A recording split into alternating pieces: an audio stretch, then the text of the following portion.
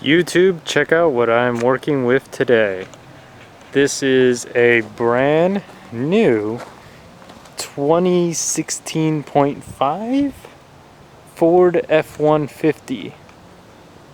This thing is friggin' gorgeous. So here are the goods we're going to be working with that you're probably going to be needing if you're going to want to follow this video step by step. You're going to need a dash cam. You're going to need a dash cam for the dash cam part of the video, obviously. Minor accessories you're going to need these add a fuse. I'm going to actually only use one of them and piggyback both of these to that one. You're going to need a SD card for the dash cam. You're definitely going to need a hardwired kit. You can pick multiple different kits off Amazon. This kit just happens to be on 2-day shipping, that's why I got it. I think it's really important that we begin to talk about these add fuses. And as you can see here, they come in a lot of different styles, and it comes down to what your vehicle needs and which one of these will you be selecting. In our case, with the 2016.5 F150, we're going to go with the Micro 2 fuse.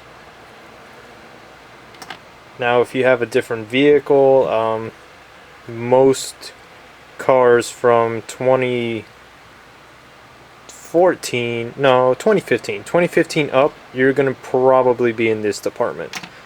From 2001 to 2014, you may be in either the mini fuse or the low profile mini fuse. This is actually the transitional period that they went. There's no guarantee that that's going to be the order that you're going to need it, but for the F-150 you will be needing the Micro 2 fuse. And the way that you use these, if you've never used them before, is this is going to take the spot of the fuse that you would be tapping into. Now, the bottom plug right here is where you're going to take that fuse that you took out and you're going to put it right there. The top is the fuse for your accessories. I probably wouldn't recommend anything higher than a 7.5 for the top. I mean, you could put a 10 as a max.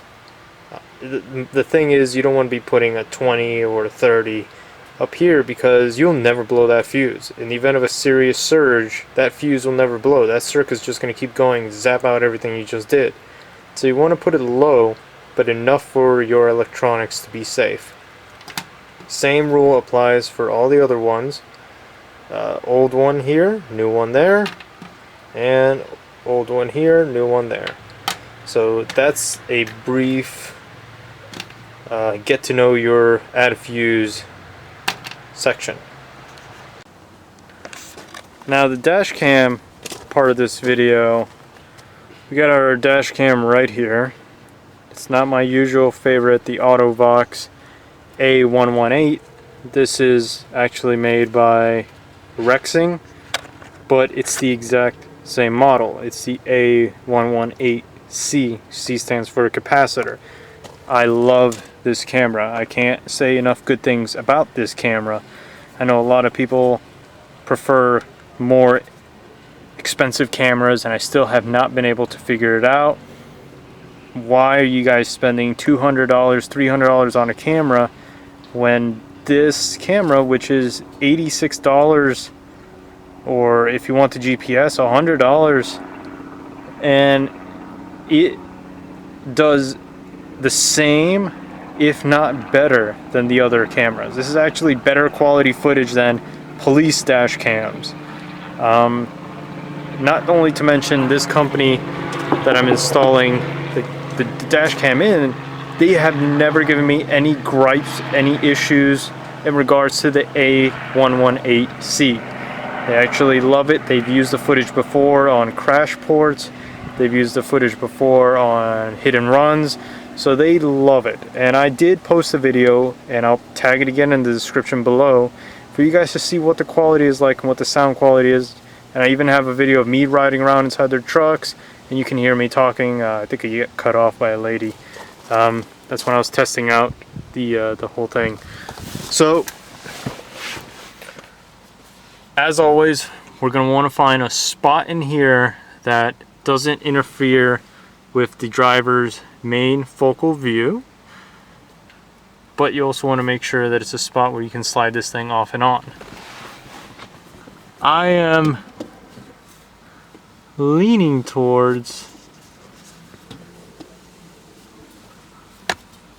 probably somewhere like right there, right behind the camera. I mean, right behind the rear view mirror. And then you get a good footage straight out, and you can have a little bit of the wires, but if you really wanted to, you could actually just tuck it up into it, a little bit up like that. And then the wires would have even a shorter distance, and then you wouldn't see that much of the camera. The biggest thing is you don't want to be up here, because then you're going to be getting that black tinting. So let me just pull that off and stick it right up there. So I went ahead and positioned the sticky mount where I want the camera. And I'm going to tell you why I chose that spot and why I didn't put it behind the mirror over here. For one, when you put this mirror in a position that I can see the back of the vehicle, and if I try and put this camera behind, she doesn't fit unless I tuck her in like that. Then I have a problem that I can't see what this screen is showing, and in the event of a crash, I have to literally feel around here until I can press the exclamation mark. I know it has a crash sensor, but a lot of the times it's just easier to reach up and just press that button. Or if you see something on the road that you want to record, you just reach up and press that button. Went ahead and put it right here. So right there doesn't obstruct my view at all. I can still see the road, I can see everything, and it's just tucked in up there. I have access to all the buttons that I need to. It's lined up. It's got a good angle on it. And I'll show you guys a trick to getting the sticky on there and making sure that you're lined up. What's nice about most cars nowadays is they got these little dot matrix on here, and you can literally just line it up with a set of dots on the bottom and on the side. Just mount it right on there, and then you'll be in line. That way when you put it on, it's not like your camera's going to be like that. It's like, holy shit, what the hell were you thinking? It's actually on there right. So now we're going to go ahead, pull the headliner down. I'm going to run the wires up and over. Now what we're going to do is pull this off, just like that. Push it off to the side, and what you can do is take a look up underneath, and you will see that there is a little nut up there. And over here,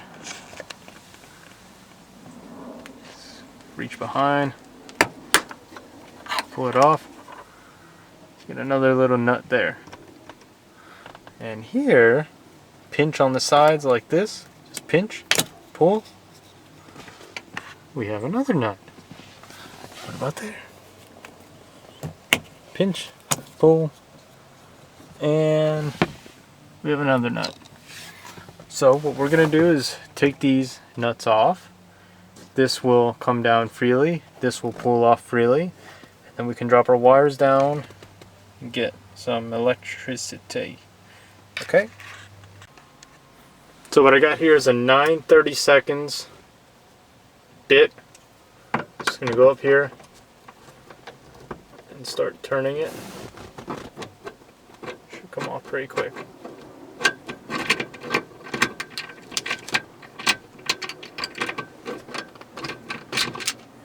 There it is, all off.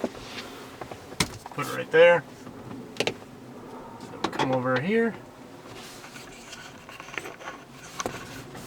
Take this one off. Oh man, this one got tightened by the Hulk.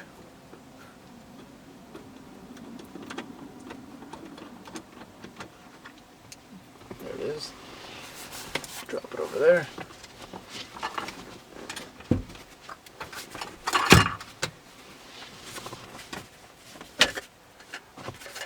Down it goes. Look how easy that is to work with.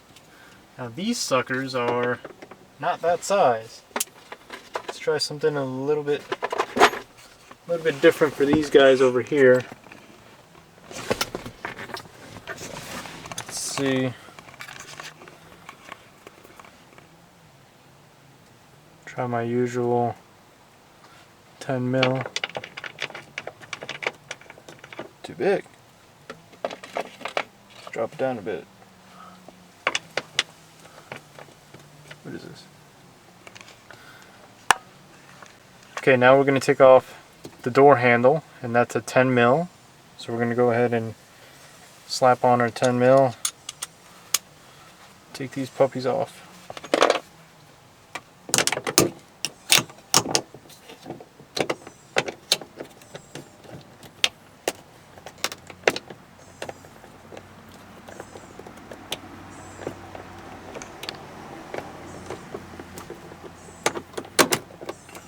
Just so you guys know, this is insanely hard to do with one hand, but I got it.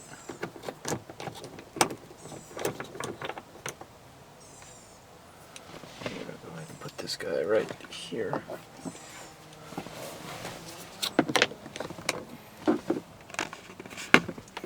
I'm just gonna pause this for a second.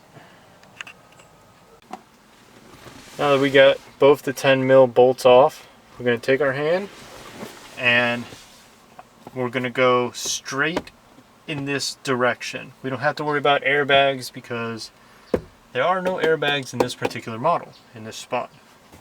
So just come straight. Now you're going to want to be careful because yes, there's a little tweeter down here, so you don't want to pull it all the way out and you'll see the cables. Just go ahead and put that right there. Oh, how about that? Look at that, there is an airbag. How nice of Ford to put an airbag here. So this is how we're going to be getting down into where we need our electrical. We've got our headliner nice and down. So now what we're going to do is start running the wires through. And after we get the wires through, down in that direction, we're going to come down. We got these nice little holes all ready for us. Look at that hole. That's a ginormous hole. So that's just going to drop straight down and go right into where I need it. And we'll take it from there.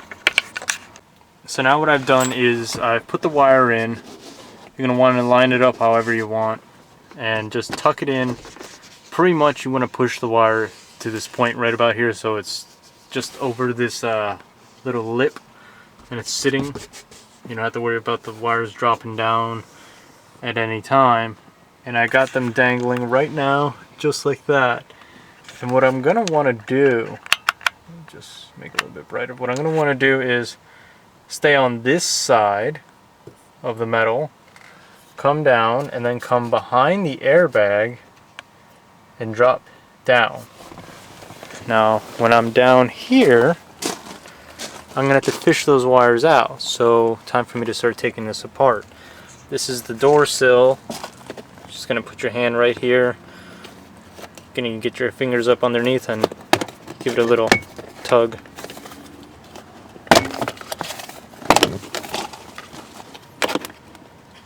There you go. Door sill's up. That wasn't difficult at all. Now this little guy.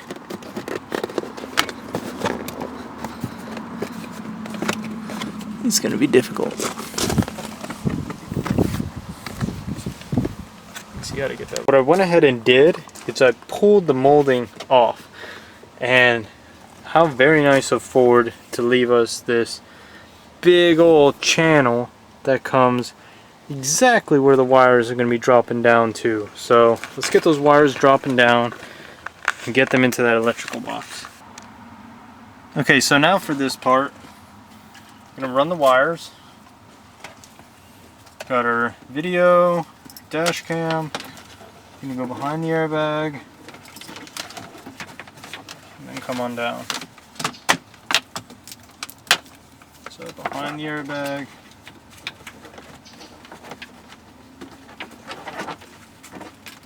and come on down.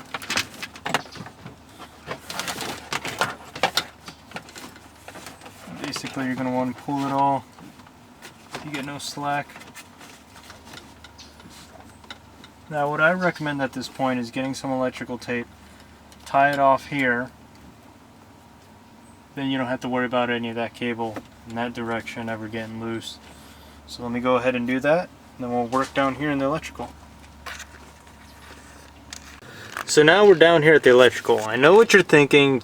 You're like, hey, wait a minute. You did something and you didn't show us how. I do apologize. It was very hard to do with one hand, and I have nowhere to put this camera to get it. I mean, that's rocky gravel, so the camera would probably have sunk.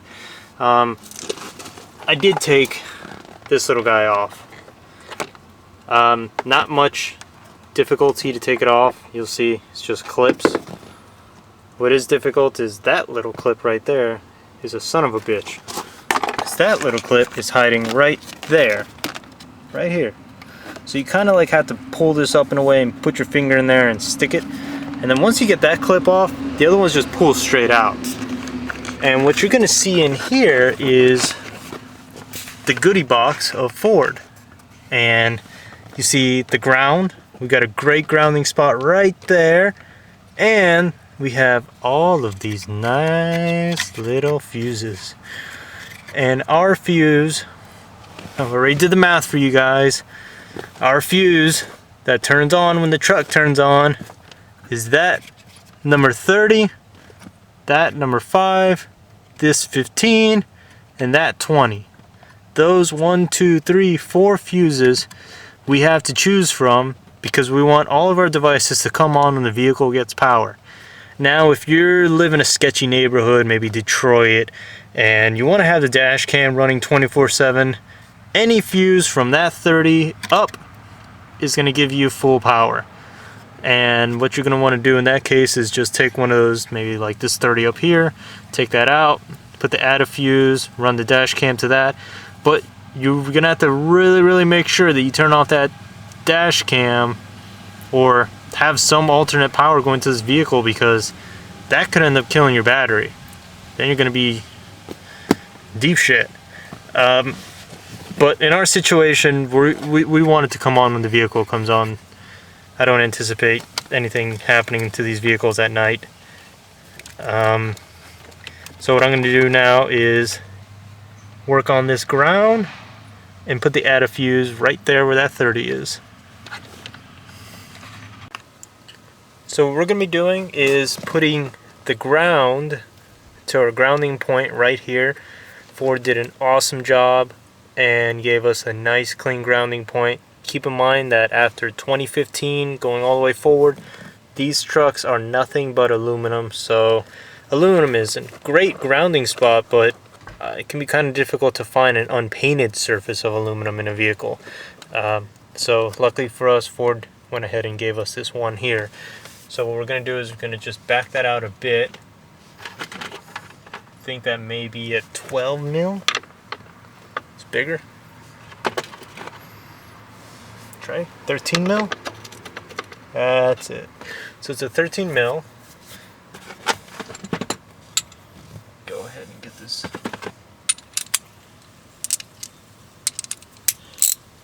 Got it. And we're just gonna gently loosen it. We're gonna have to go all the way out. And we're gonna want to wedge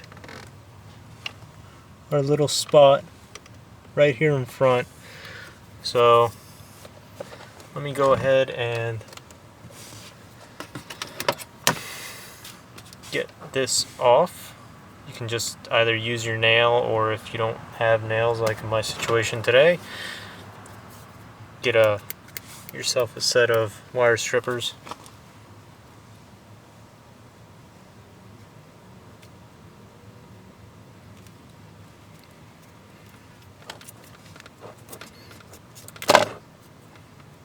There you go.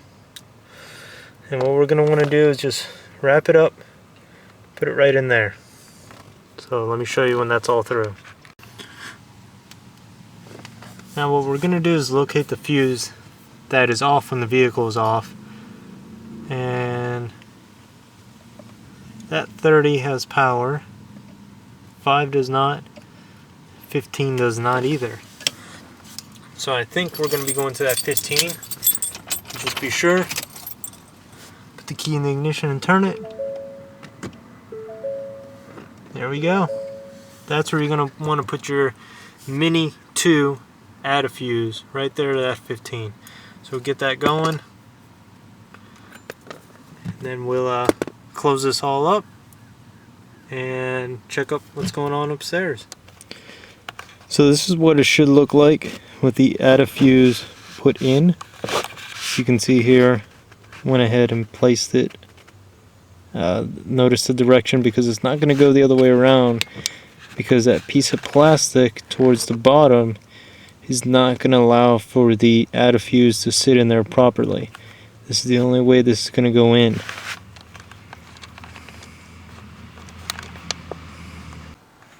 So now that we got our dash cam with the power it needs, and we got the wires coming up, over, behind the airbag, really important. Everything else all nice and awesomely tucked away. You don't have to worry about no wires running from your cigarette lighter all the way up to your dash cam. You don't have to do shitty install like that. And now what we're gonna do is get the pieces back together. So you can see the little teeth on this. They're just gonna sink right in, just like that. And then, see, it just went in literally all by itself. And you just wanna make sure it's nice and in. Airbag is where it's supposed to be. See, you know what? I just fucked up. Did I?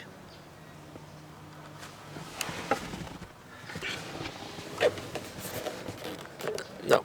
Okay, so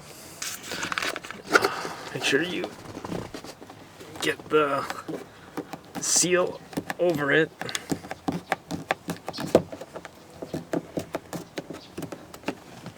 See? There you go. Looks nice. Looks clean. And start putting in these back in. At first you just want to get it in by hand. That way you make sure you're not stripping these out.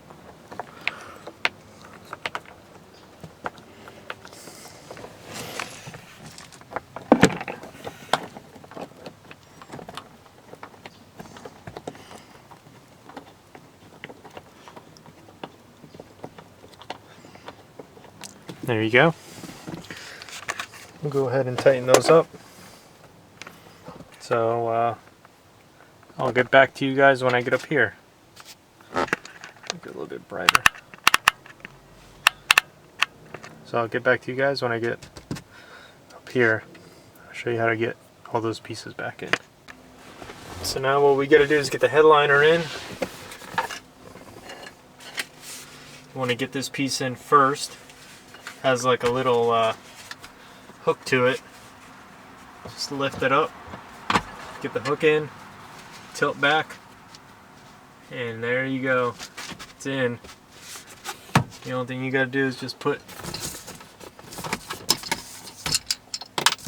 a little nut, little screw. Just rubber hand tighten first.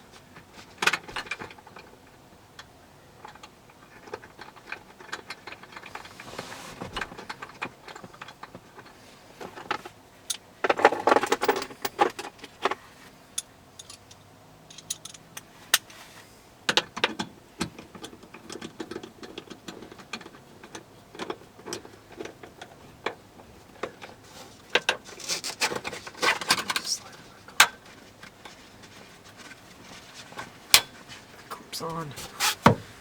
Swing.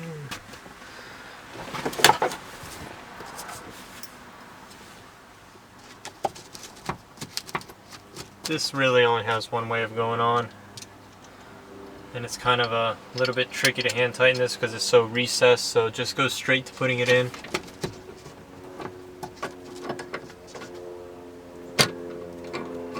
You'll feel it. If you have a lot of resistance, you're probably doing something wrong. It should just go in pretty smooth.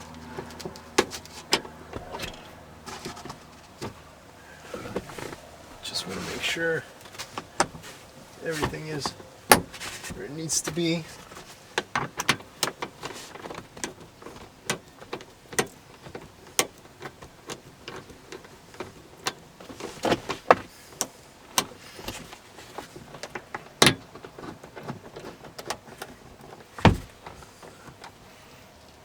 So there you go. Your brand new dash cam is installed in your brand new F150. Now if you want to test out your camera, make sure it's working all nice and pretty. Get your keys.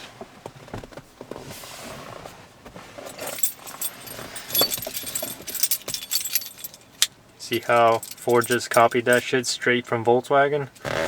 Get your keys, put it in there, and when you turn it, dash cam should turn on.